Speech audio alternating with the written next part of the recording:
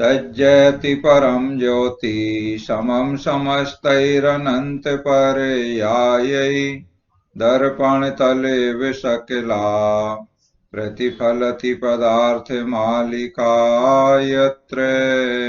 आज आचार्य श्री अमृतचंद्र स्वामी जी महाराज पुरुषार्थ सिद्धि उपाय ग्रंथ जी में सम्यक्तों को देव आयु के बंध का कारण क्यों कहा, ऐसा प्रश्न उठा रहे हैं और उस प्रश्न का समाधान भी श्लोक नंबर 220 में कर रहे हैं।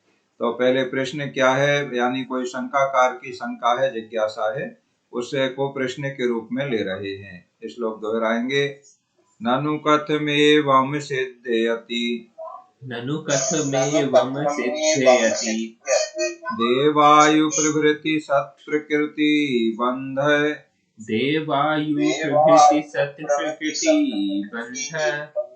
सकल जन सुप्रसिद्धो रत्नत्रयधारिणां मुनिवराणां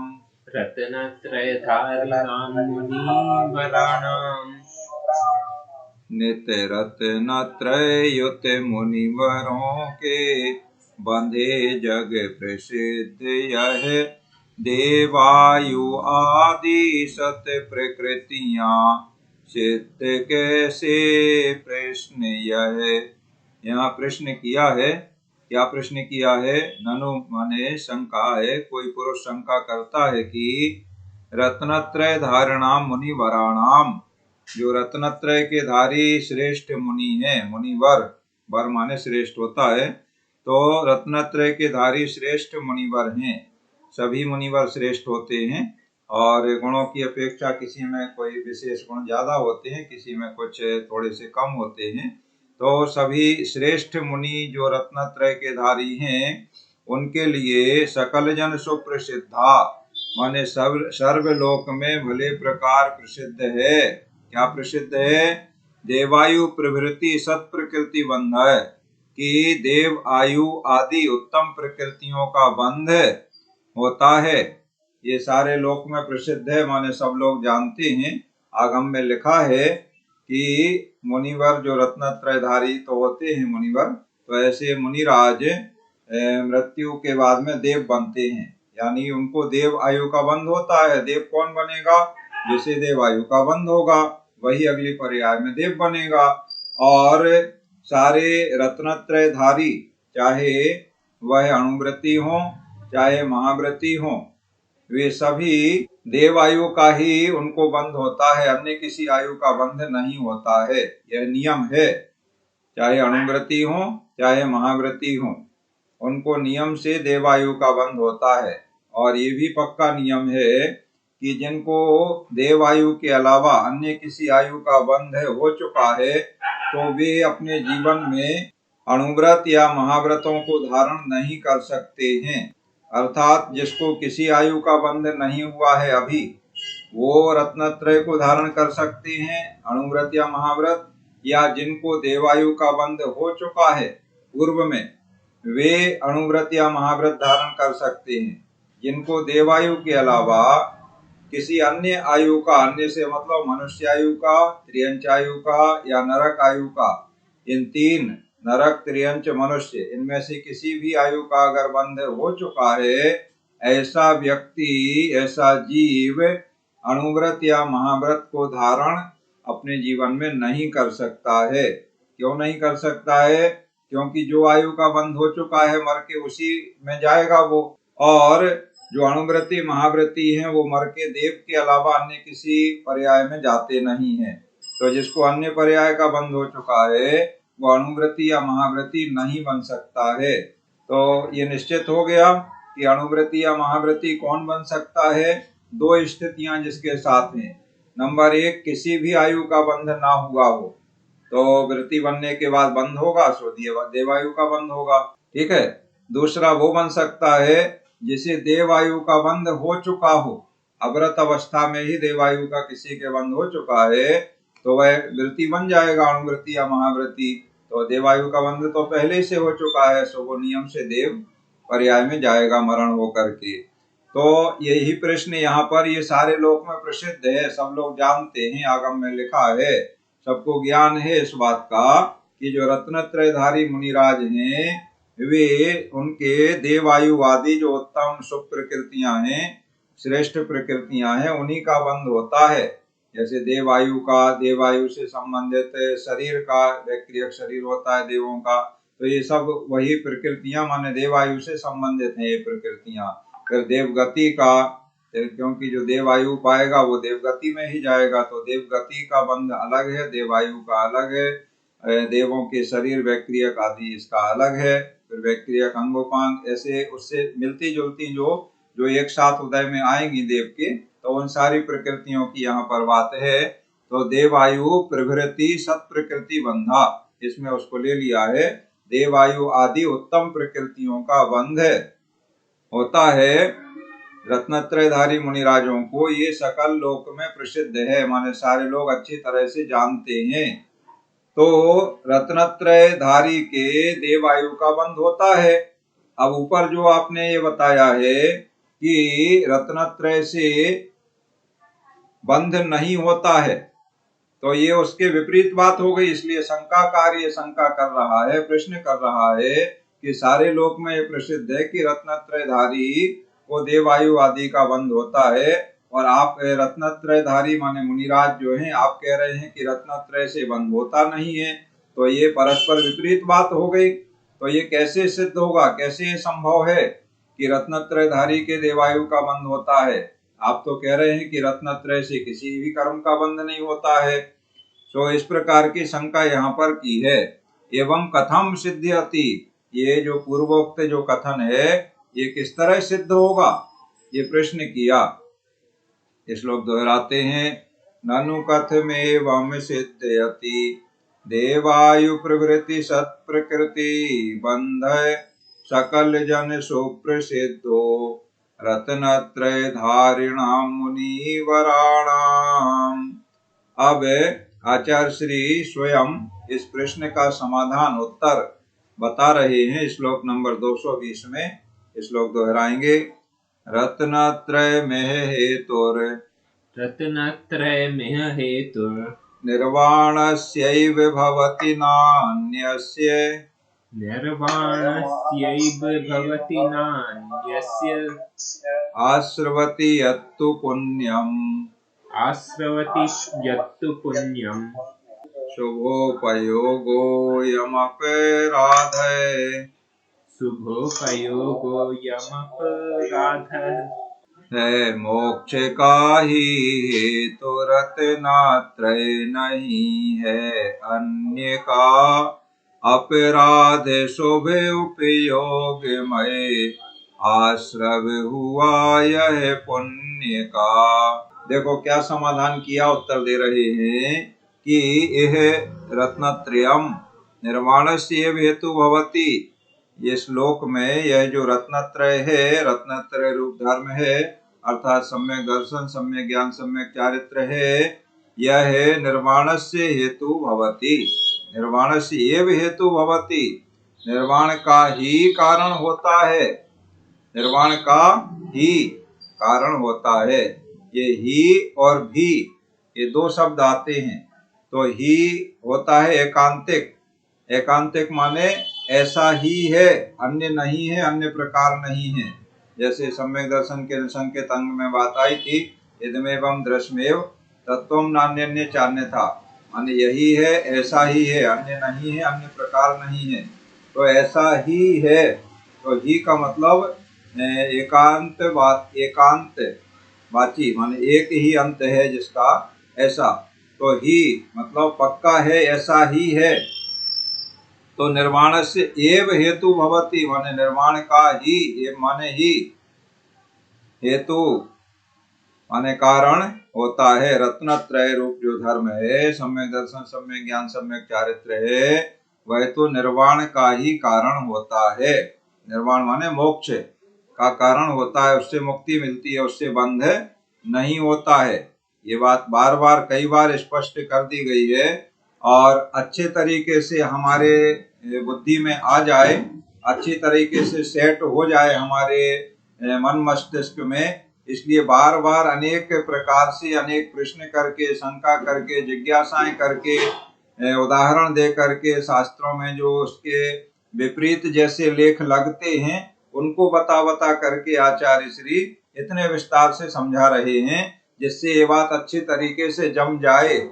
अब ये लगभग अंतिम रूप में पिछले लगभग 10 श्लोकों में यही बात चल रही है कि रत्नत्रय से कर्म बंध नहीं होता है, सम्यक दर्शन से बंध नहीं होता है, सम्यक ज्ञान से बंध नहीं होता है, सम्यक चारित्र से बंध नहीं होता है। ये बात 3 श्लोकों में अलग अलग बता दी गई है। उनके साथ में जो राग का अंश रहता है उससे बंध होता है, सम्यक दर्शन के साथ में, सम्यक ज्ञान के साथ में, सम्यक चारित्र के साथ में।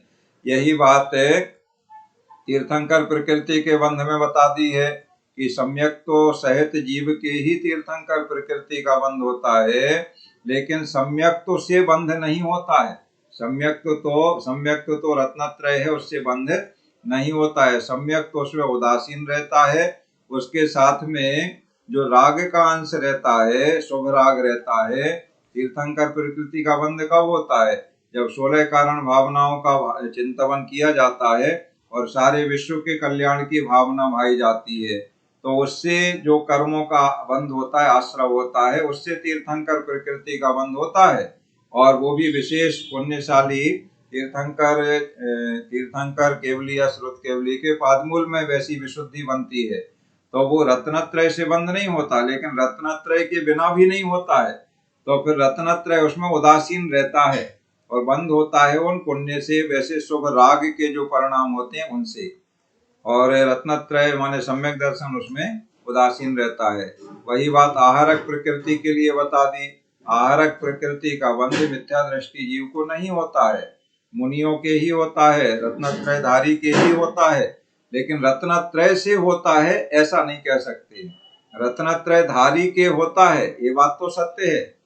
तो इस तरह से बड़े अच्छे तरीके से समझा दिया गया है। तो उसमें भी रत्नत्रय उदासीन रहता है, उसके साथ में जो राग का अंश है, शुभ अंश है, उससे आहारक प्रकृति का बंध होता है। इसी तरह से यहाँ देवायु के बंध की बात आ गई है। तो देवायु का बंध कैसे होता है, तो वो बात भी यहाँ पर बता रहे हैं कि रत्नत्रय रूप धर्म तो निर्वाण का ही कारण होता है, बंध का नहीं होता है। अन्यस्य ना माने अन्य का नहीं, अन्य से मतलब यहाँ बंध है, तो बंध का कारण नहीं होता है रत्नत्रय रूप धर्म।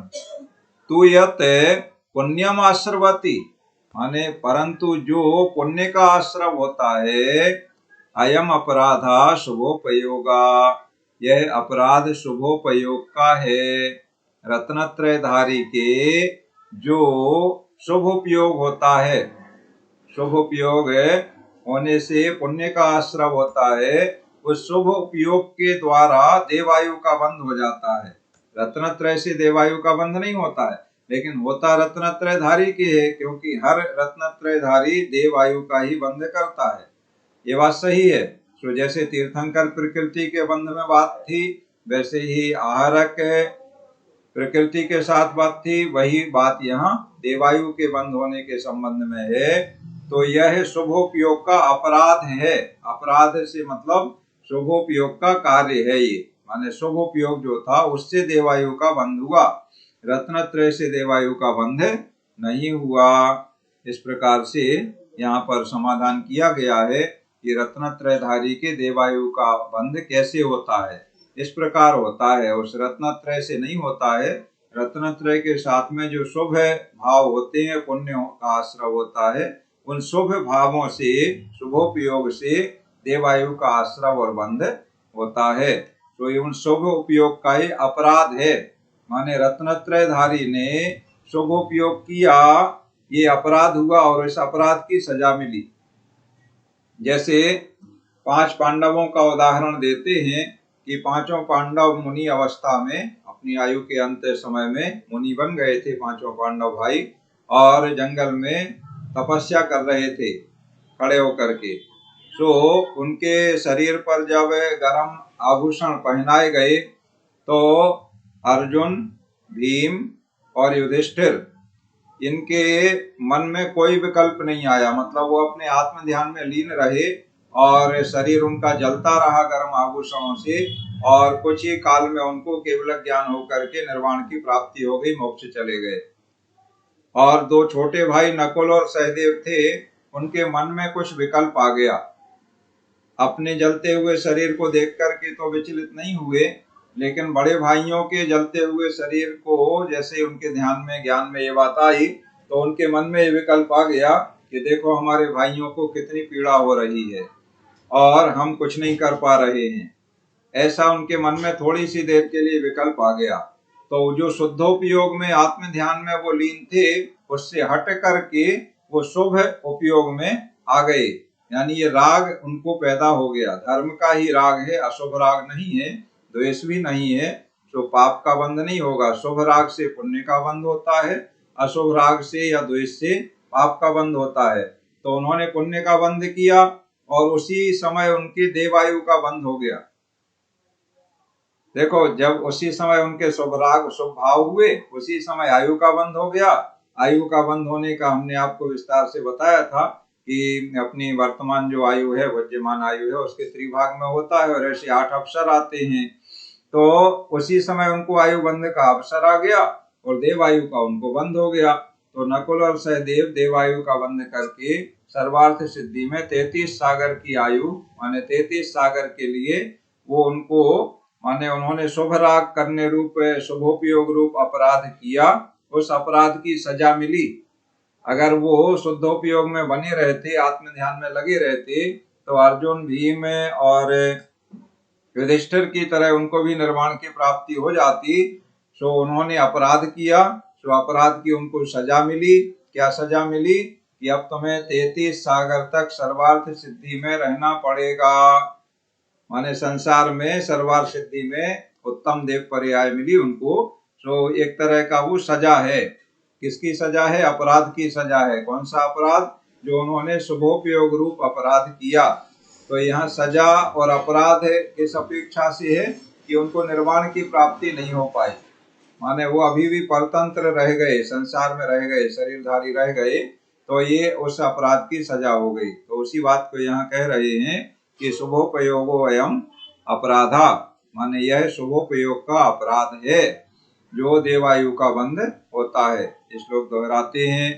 रत्नत्रय में हेतुर निर्वाणस्यैव भवति नान्यस्य आश्रवति यत्तु पुण्यम शुभोपयोगो यमपेराधय। इस प्रकार सम्यक तो से देवायु का जो बंध होता है सम्यकधारी के, रत्नत्रयधारी के, उसका यहाँ पर हेतु कारण सहित विस्तार से समझा दिया गया है, समाधान कर दिया गया है। अब आगे बस थोड़ा सा ही बचा है, 1-2 श्लोकों में और इस बात को लेकर के फिर निर्वाण अवस्था का सिद्ध भगवान का वर्णन करके और यह ग्रंथ पूर्ण हो जाएगा। 6 श्लोक बचे हैं 226 तक, तो 3 दिन में हम इसको संपन्न करेंगे। आज सोमवार का दिन है, तो मंगल बुध गुरुवार को इसकी पूर्णता हो जाएगी। और इसके बाद आगे आप स्वयं विचार करें कि आगे इसके बाद क्या पढ़ना है, तो जिसमें आपकी रुचि है आप हमें बताएंगे, और PDF भी उसका अवेलेबल हो तो उसको भी सर्च कर लेंगे, तो फिर उसको हम शुरू कर देंगे। ठीक है। अब आपके कोई प्रश्न जिज्ञासा है तो उसका समाधान करें।